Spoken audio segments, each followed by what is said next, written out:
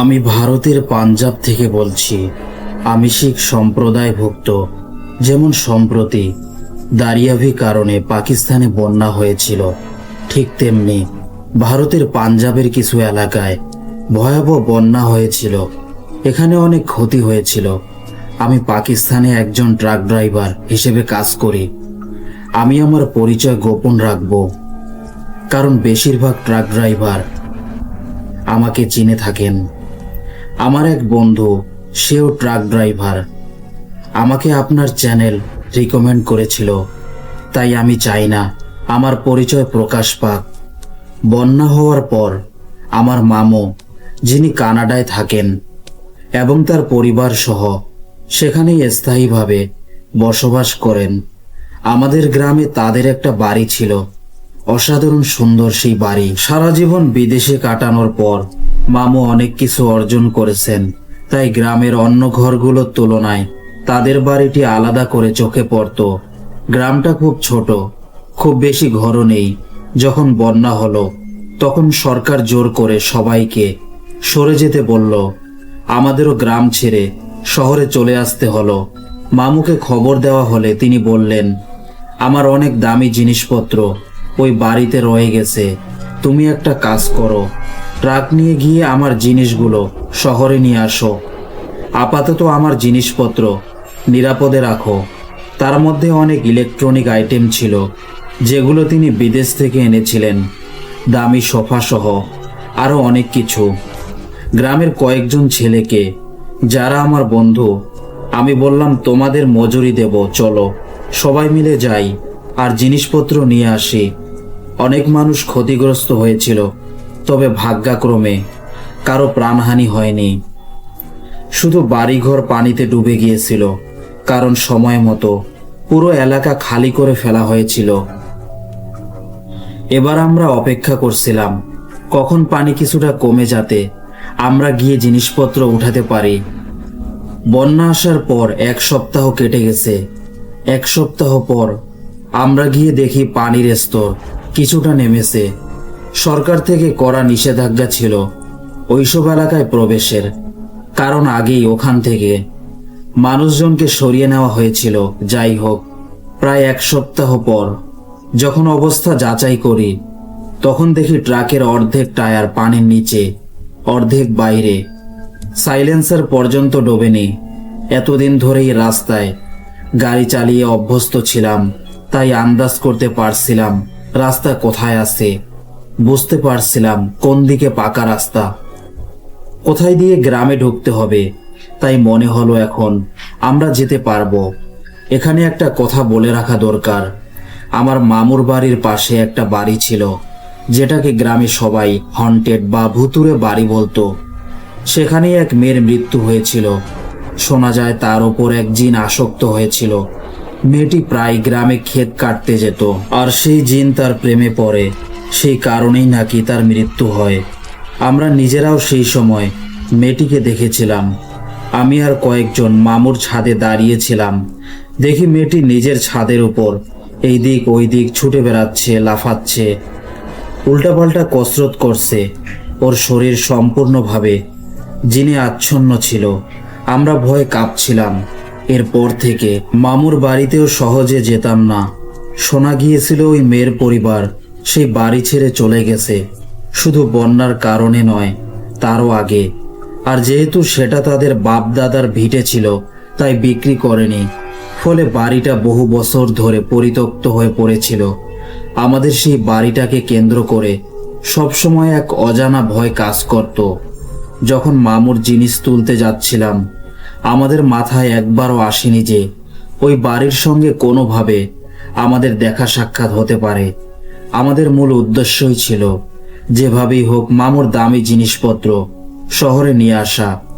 যেখানে আমরা ছিলাম সেখান থেকে গ্রামের দূরত্ব ছিল প্রায় 2 ঘন্টার রাস্তা। সেখানে পৌঁছানোর পর আবার শহরে ফিরতে আরো 6 থেকে 7 ঘন্টা সময় লাগতো। কিন্তু এই 2 ঘন্টার রাস্তা আমাদের 3 ঘন্টা লেগে গেল, কারণ সর্বত্র পানি জমেছিল আর আমাদের ধীরে ধীরে এগোতে হচ্ছিল। যখন আমরা আসল বন্যা প্রবাহের জায়গায় ঢুকলাম, তখন হেডলাইট জ্বালিয়ে রেখেছিলাম। দুই বন্ধু সামনে বসেছিলাম, দুইজন পেছনে। ট্রাক ধীরে ধীরে পানির মধ্য দিয়ে চলছিল। চারপাশে স্তব্ধতা, পানি সমানভাবে ছড়িয়ে আছে, তার মধ্যে গাছপালা দাঁড়িয়ে আছে। সেই গাছগুলো রাস্তার একপাশে সারি করে থাকতো, তাই বুঝতে পারছিলাম আমি এখনো রাস্তার ওপরই আছি। আমাদের প্ল্যান ছিল দ্রুত গিয়ে জিনিসপত্র তুলে নিয়ে রাতারাতি শহরে ফিরে আসব। বের হতে দেরি হয়েছিল, কারণ ট্রাকে কিছু কাজ করাতে হয়েছিল। সেটা দিনে করা হয়, তাই সন্ধ্যায় যাত্রা শুরু করি। রাতে চলাফেরা আমাদের জন্য নতুন কিছু না, বরং শখের ব্যাপারও ছিল। কয়েকজন বন্ধু মিলে গেলে তো আরো আনন্দ লাগে। কিন্তু আমরা এখন জনবসতি থেকে অনেক দূরে চলে গেছি। প্রায় 1 ঘন্টা ধরে পানির মধ্যে চলছি। মাঝে মাঝে কোনো ডুবে যাওয়া ঘরের ছাদ দেখা যেত বা কোনো গাছপালা, তাতেই বোঝা যাচ্ছিল আমরা ঠিক জায়গাতেই আছি। না হলে মনে হতো যেন ট্রাক নয়, কোনো নৌকা চালাচ্ছি। সন্ধ্যা নেমে গিয়েছে, চারপাশে নীরবতা।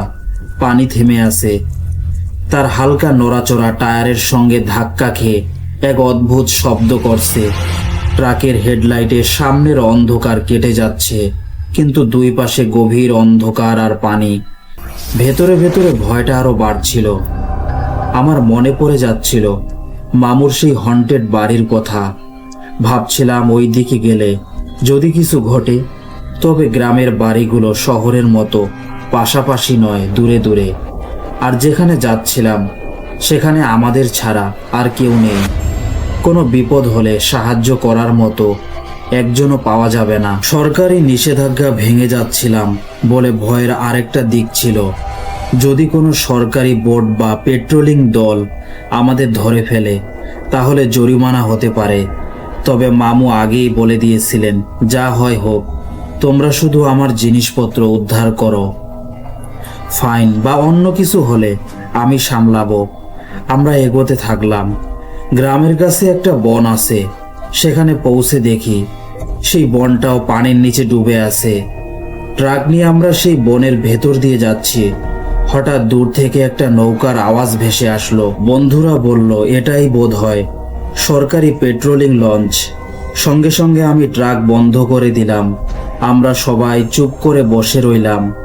সেই বনটা এমনিতেই দিনে গেলেও ভয়ের জায়গা ছিল। গ্রামের লোকজনও খুব কম যেত ওইদিকে। দিনের বেলাতেও ওখানে গাড়ি প্রায় দেখা যেত না। অথচ এখন রাত, বন জুড়ে নিস্তব্ধতা, পানি আর অন্ধকার।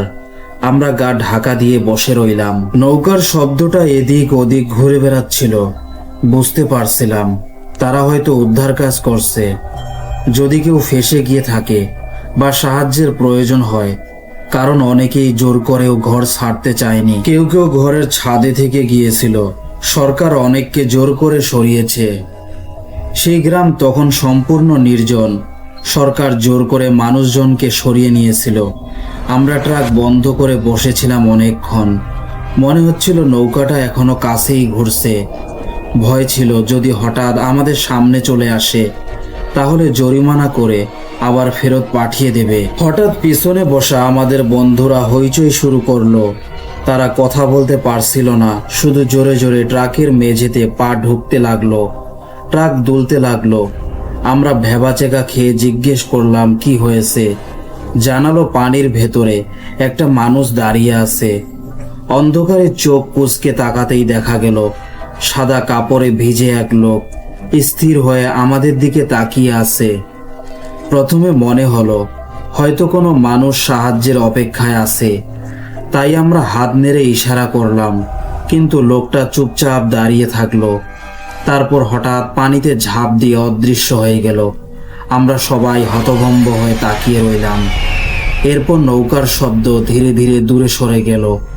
আমরা আবার ট্রাক চালু করলাম। একটু এগিয়েই দেখি সেই একই লোক এবার এক গাছের আড়ালে দাঁড়িয়ে অদ্ভুত দৃষ্টিতে আমাদের দিকে তাকিয়ে আছে। এবার সে অট্টহাসি শুরু করলো, যেন মানুষ যেমন জোরে হেসে ওঠে সেই রকম।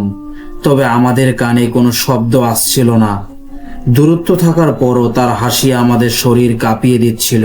আমরা ভয় পেয়ে দ্রুত এগোতে লাগলাম। কিন্তু পিছন থেকে পানিতে কারো হাঁটার শব্দ এলো, যেন কেউ অস্বাভাবিক গতিতে দৌড়ে আমাদের ট্রাকের পিছনে আসছে। বন্ধুরা ভয়ে আবার ট্রাকের ভেতর জোরে পা ঠুকতে লাগলো। ভাবা যায় না পানি ভরা জায়গায় এত দ্রুত কেউ দৌড়াতে পারে। আমি ট্রাকের গতি যতটা সম্ভব বাড়ালাম। পানি ভরা রাস্তায় সর্বোচ্চ 30 থেকে 40 কিলোমিটার স্পিডেই যাওয়া যায়। রিয়ার ভিউ মিররে স্পষ্ট দেখলাম লোকটা আমাদের পিছনে দৌড়াচ্ছে। হঠাৎ সে পানিতে ডুব দিল, আর দেখা গেল না। অন্ধকারে ঘনিয়ে এলো। শুধু ট্রাকের হেডলাইট যতটুকু সামনে আলো ফেলছে ততটুকুই দেখা যাচ্ছিল। মনে হচ্ছিল এই নির্জন জায়গায় সেই লোকটা এলো কোথায় থেকে। আমরা একেবারে আতঙ্কে কাবু হয়ে গেলাম। বন্ধুদের মুখ শুকনো। সবাই অনুরোধ করলো যাই হোক ট্রাক আর থামিও না। অবশেষে আমরা মামুর গ্রামে পৌঁছালাম। মামুর বাড়ির রাস্তায় নিচু ছিল, প্রায় 4-5 ফুট পানি জমে আছে। ট্রাক যতটা সম্ভব কাছে নিয়ে গিয়ে থামালাম। নেমে গিয়ে পানির ভেতর দাঁড়িয়েই আমরা জিনিসপত্র তুলতে শুরু করলাম। মামুর দেওয়া তালিকা মতো শুধু দামি ইলেকট্রিক জিনিসপত্রই উদ্ধার করতে হবে। চারপাশে ঘোর অন্ধকার, কারণ গ্রামে বিদ্যুৎ নেই, কোনো আলো নেই, কোনো মানুষ নেই। হঠাৎ আমার এক বন্ধু ফিসফিস করে ডাকে, ওই দিকটা দেখো। তাকিয়ে দেখি পাশের বাড়ির প্রধান দরজায় ভিজে হাতের ছাপ, একেবারে তাজা। আমি সবাইকে জিজ্ঞেস করলাম, তোমাদের কেউ গিয়েছিল? সবাই এক বাক্যে অস্বীকার করলো। অথচ ছাপ একেবারে নতুন, পুরো গ্রাম খালি। তাহলে এটা কার হাতের ছাপ? বুকের ভেতর কেমন যেন কাঁপন ধরলো। আমি বললাম, যত দ্রুত পারো কাজ শেষ করো, এটা ভালো জায়গা নয়। আমরা চুপচাপ মালামাল তুলছিলাম। চারপাশে এমন নীরবতা যে সুচ পড়লেও শোনা যায়। ট্রাকও বন্ধ ছিল। হঠাৎ দূর থেকে এক শব্দ ভেসে এলো। কেউ যন্ত্রণায় গোঙাচ্ছে, যেন দম বেরিয়ে যাচ্ছে, প্রচণ্ড কষ্টে কাতরাচ্ছে। আমি থেমে বন্ধুদের জিজ্ঞেস করলাম, তোমরা শুনছো? সবাই মাথা নেড়ে বলল, হ্যাঁ আমরাও শুনছি। তখন মনে হলো হয়তো কেউ বন্যার কারণে কোথাও আটকা পড়েছে, সাহায্যের অপেক্ষায় আছে। আমি বললাম, আমাদের তার খোঁজে যাওয়া উচিত, হয়তো সত্যি সাহায্য দরকার। না জানি কি ব্যাপার, আমরা ভাবলাম চলো গিয়ে দেখা যাক। যদি সত্যি কারো আমাদের সাহায্যের দরকার থাকে তাহলে হয়তো আমাদের আশাটা তার জন্য উপকারী লাগবে। তাকে নিয়ে আমরা নিরাপদ কোনো জায়গায় পৌঁছে দিতে পারবো। আমরা বন্ধুরা তখন অর্ধেকের মতো মালপত্র ট্রাকে তুলে ফেলেছিলাম। এরপর বাকিরা মিলে সেই আওয়াজটার পেছনে এগোতে থাকলাম। আওয়াজটা আসছিল গ্রামের এক প্রান্তে থাকা একটা বাড়ি থেকে। বাড়িটা ছিল 2 তলা, কেবল প্লাস্টার করা, কোনো রংচং করা হয়নি। আমাদের কাছে যে মোবাইলের টর্চ ছিল সেটা জ্বালালাম। তারপর কাদা জলে ছপ ছপ করতে করতে সেই বাড়ির দিকে হাঁটতে লাগলাম। আওয়াজ তখনও স্পষ্ট হচ্ছিল। যত এগোচ্ছি আওয়াজ তত জোরে শোনা যাচ্ছিল। লোকটা প্রচন্ড যন্ত্রণায় কাতরাচ্ছিল। আমরা তাড়াতাড়ি পৌঁছাতে চাইছিলাম, না জানি কি হয়েছে ওর সঙ্গে। রাতের নিস্তব্ধতা আর অন্ধকারে সেই কাতরানো আর চিৎকার শোনা আমাদের ভেতরটা আরো বেশি শিহরিত করে তুলছিল। মনে হচ্ছিল বুক কেঁপে উঠছে, তবুও পা থামায়নি। অবশেষে আমরা বাড়ির খুব কাছাকাছি পৌঁছে গেলাম। বিশ্বাস করুন, ভেতরে ভেতরে মনে হচ্ছিল এটা মোটেও স্বাভাবিক কিছু নয়, তবে মাথায় আবার আসছিল না, হয়তো সত্যি কেউ বিপদে আছে, সাহায্যের দরকার। আমরা বাড়ির দরজার কাছে পৌঁছালাম। দরজাটা কাকতালীয়ভাবে খোলা ছিল। সাহস সঞ্চয় করে ভেতরে ঢুকলাম। ভেতরটা ছিল পুরনো ধরনের বাড়ি। ঢুকতেই বুঝলাম এখন আওয়াজটা আসছে ওপর থেকে, মানে প্রথম তলা থেকে। আমরা সিঁড়ির গোড়ায় দাঁড়িয়ে ওপরের দিকে তাকিয়ে চিৎকার করে বললাম, কে আছেন উপরে? আপনাকে কি আমাদের সাহায্য দরকার? তখন হঠাৎ আওয়াজ থেমে গেল। আমরা চুপ করে দাঁড়িয়ে রইলাম। খানিকক্ষণ নিস্তব্ধতা, তারপর আবার সেই কাতরানো শুরু হলো। আমরা আবার ডাক দিলাম, শুনতে পাচ্ছেন? আমাদের কথা বুঝতে পারছেন? যদি সাহায্য দরকার হয় তবে বলুন। কিন্তু কোনো জবাব নেই। শুধু আর্ত চিৎকার। যারা ভয় পায় তাদের বলছি, এই জায়গাটা এখানে বাদ দিন, কারণ এর পরের দৃশ্যটা সত্যি ভীষণ ভয়ঙ্কর। আমরা তখন সিঁড়ির নিচে দাঁড়িয়ে আছি, টর্চটা তাক করা ওপরের দিকে। ওপরে উঠলেই একটা খালি ছাদে পৌঁছানো যায়। আমরা অপেক্ষা করছিলাম কেউ যদি দেখা দেয় কিংবা অন্তত সাড়া দেয়। মনের মধ্যে তখনও আতঙ্ক, কারণ এর আগে পানিতে দাঁড়ানো এক অদ্ভুত মানুষকে দেখেছিলাম। ভাবছিলাম না জানি এখানেও কি আছে। হঠাৎ মনে হলো উপরে কেউ হাঁটছে, ধীরে ধীরে সিঁড়ির দিকে আসছে। গায়ের লোম খাড়া হয়ে গেল। সেই টপ টপ শব্দ কাছে এসে থামলো। আমরা টর্চ মেরে তাকালাম। সামনে যেটা দাঁড়ানো সেটা দেখতে মানুষের মতো হলেও মানুষ ছিল না, মুখটা অন্ধকারে ডুবেছিল। টর্চ মারার পরও আমরা তার চোখে কেবল সাদা মণি দেখতে পেলাম আর দাঁত। সে দৃশ্যটা এতটাই ভয়ঙ্কর ছিল যে ভাষায় বোঝানো সম্ভব না। মনে হচ্ছিল পাহাড় ভেঙে মাথায় পড়েছে। লোকটা আমাদের দিকে তাকিয়ে ভয়ানক হাসি দিল। সারা বাড়ি জুড়ে সেই হাসির প্রতিধ্বনি কেঁপে উঠল, যেন ঠিক ওই কাতরানির মতো করে হাসিটা ছড়াচ্ছে। আমরা প্রাণপণে দৌড়াতে শুরু করলাম। কাদা আর পানিতে দৌড়ানো কতটা কষ্টকর সেটা আপনি জানেন। তবুও মরিয়া হয়ে দৌড়াচ্ছিলাম। মনে হচ্ছিল ওই ভয়ঙ্কর লোকটা সিঁড়ি দিয়ে নেমে আসছে আর আমাদের পেছনে তাড়া করছে। কোনো মতে দৌড়ে আমরা বাড়ির বাইরে বের হতে পেরেছিলাম। হিমশীতল ভয়ে জমে যাচ্ছিলাম, কিন্তু থামিনি। অবশেষে ট্রাকের কাছে ফিরলাম। সবাই মরিয়া হয়ে দ্রুত মাল তোলা শুরু করলো। বাড়িতে একটা বড় সুন্দর আয়না ছিল, সেটা দেয়ালে টাঙানো ছিল।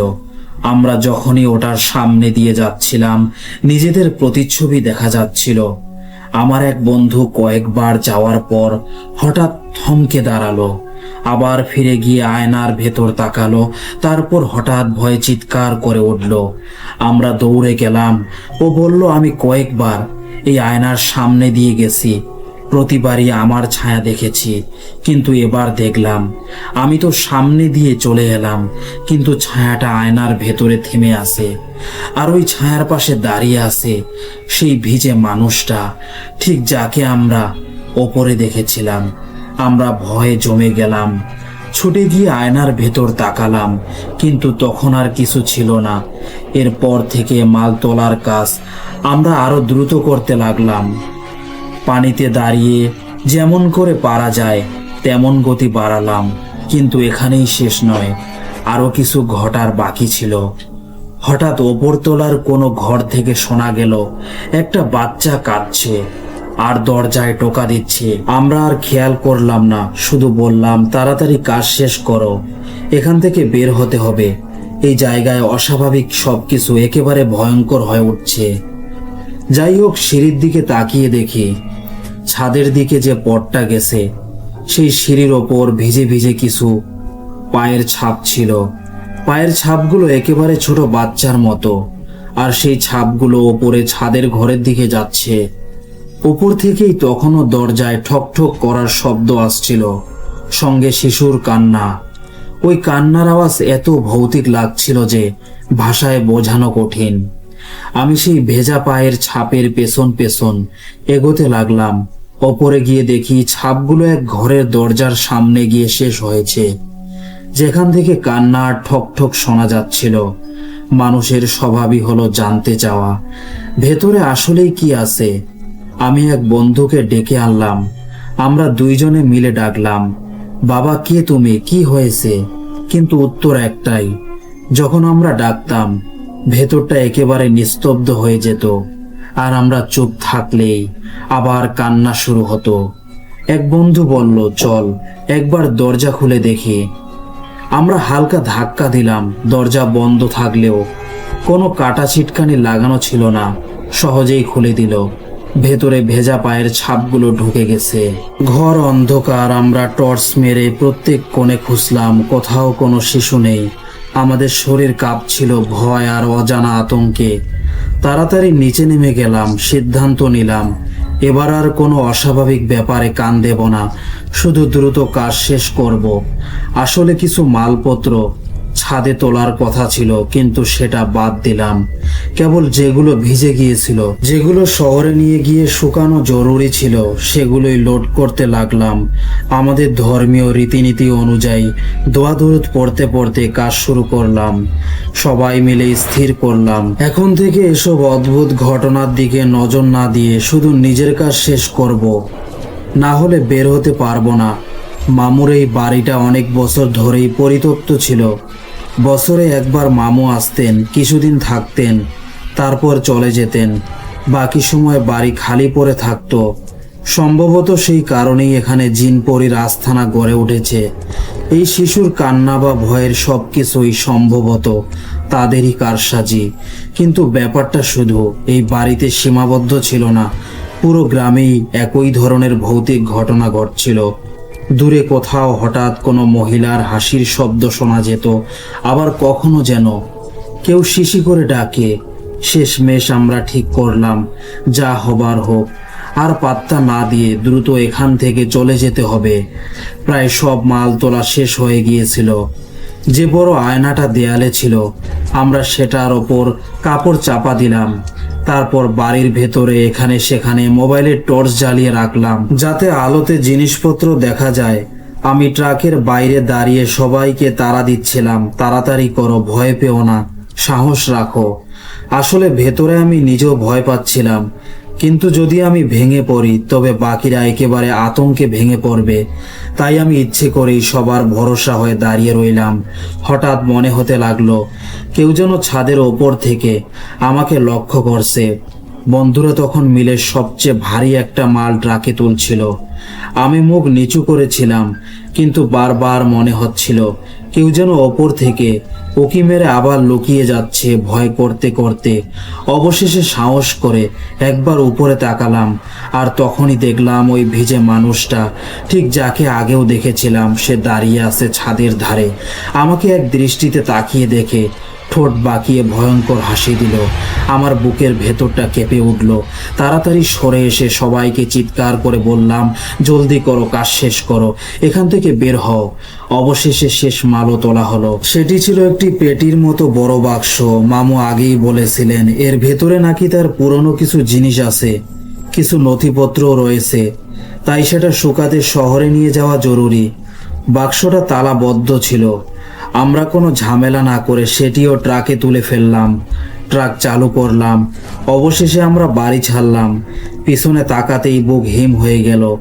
গ্রামের চারপাশে রাতের নিস্তব্ধতায় এমন ভৌতিক পরিবেশ তৈরি হয়েছিল যে মনে হচ্ছিল পুরো গ্রামটাই অভিশপ্ত। কাছের বাড়ির ছাদে তখন আবার সেই ভিজে মানুষটা দাঁড়িয়ে আমাদের দিকে চেয়ে আছে। আমরা আর পিছনে তাকালাম না, শুধু ট্রাক চালিয়ে এগোতে থাকলাম। কিন্তু এখানেই শেষ নয়। হঠাৎ আমার এক বন্ধু জোরে চিৎকার করে উঠল। ট্রাক থামাতে হলো। সে বলল, আমি পেছনে বসবো না, আমাকে সামনে বসতে দাও। আমি অবাক হয়ে জিজ্ঞেস করলাম, কেন, কি হয়েছে? সে কাপা গলায় বলল, ওই বাক্সটার ভেতর থেকে শব্দ আসছে, যেন কেউ ভেতরে গভীর নিঃশ্বাস নিচ্ছে। বন্ধুর চেহারা একেবারে বিবর্ণ হয়ে গিয়েছিল। এত কিছু ঘটার পরও মিথ্যে বলছে, এমনটা ভাবার কোনো কারণই ছিল না। আমরা সবাই ভয়ে কাঁপতে কাঁপতে ট্রাকের পেছনের অংশ খুলে ভেতরে ঢুকলাম।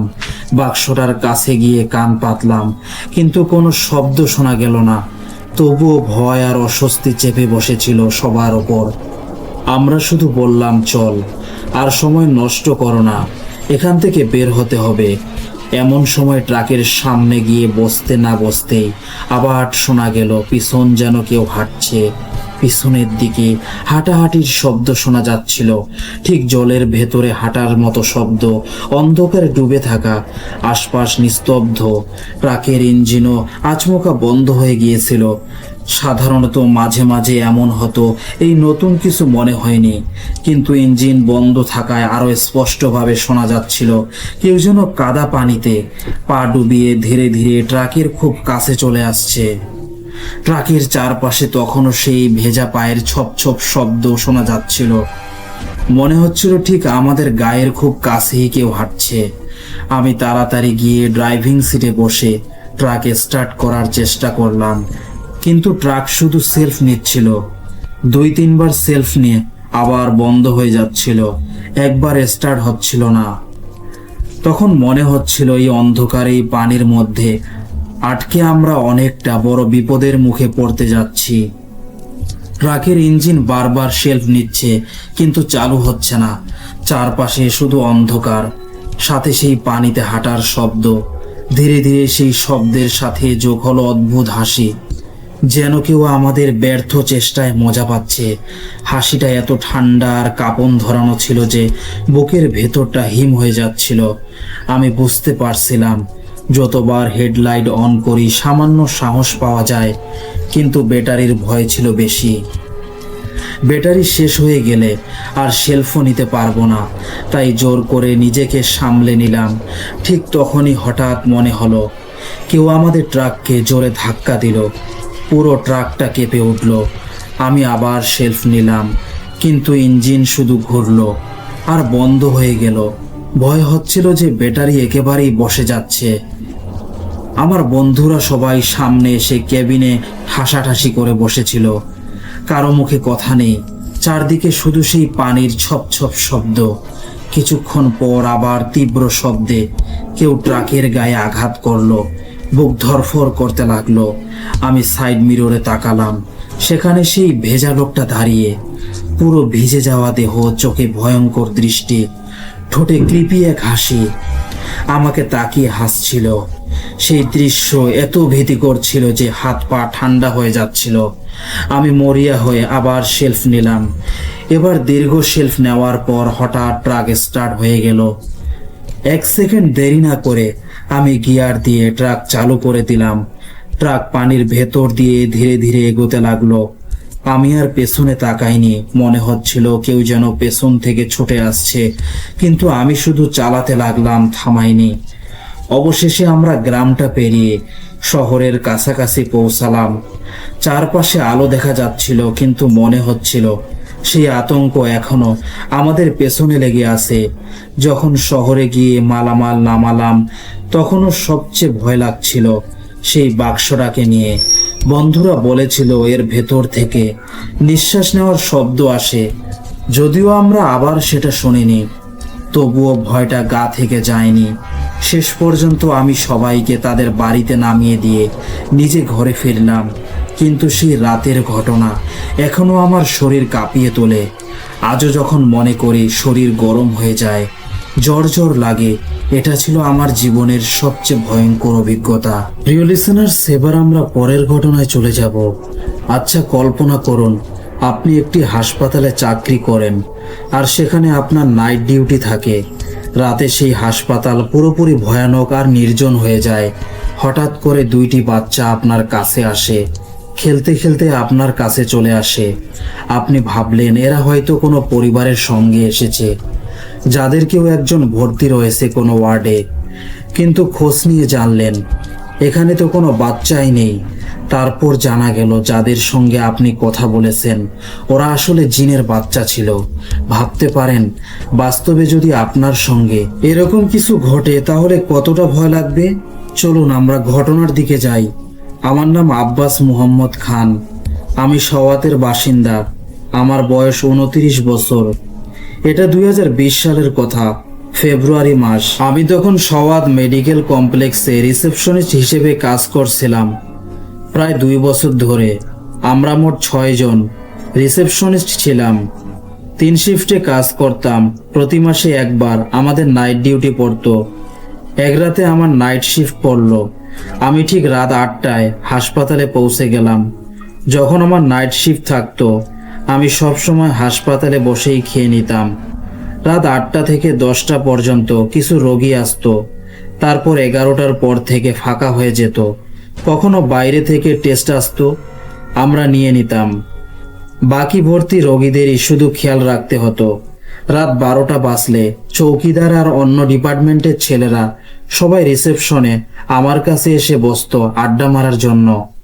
সময় বেশ ভালোই কাটতো, কিন্তু রাত 1টার মধ্যে সবাই চলে যেত।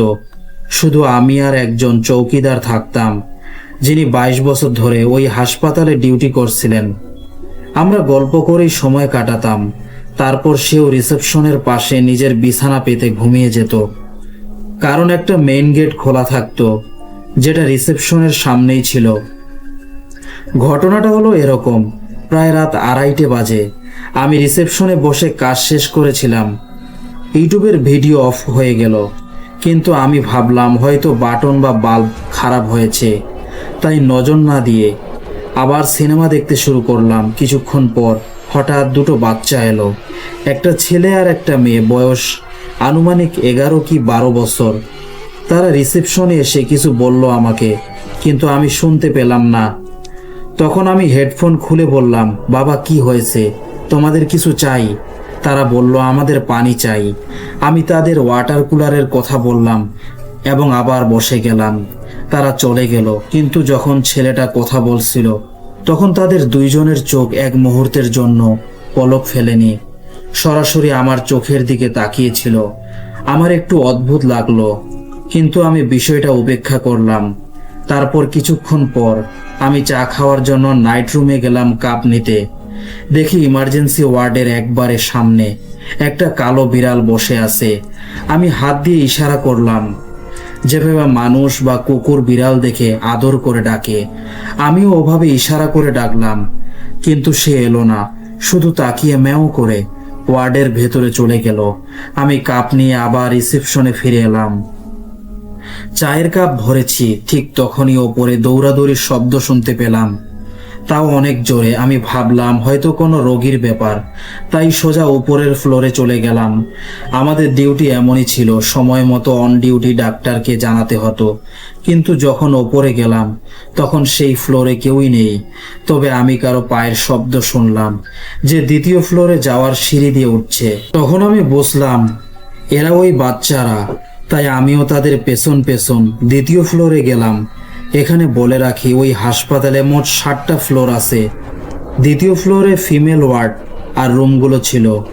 আমি একটু রাগান্বিতই ছিলাম, ভাবছিলাম বাচ্চাগুলোর অভিভাবকদের খুঁজে বের করব, যেন তারা সামলাতে পারে, কারণ ওদের এই দৌড়াদৌড়িতে অন্য রোগীরা বিরক্ত হচ্ছিল।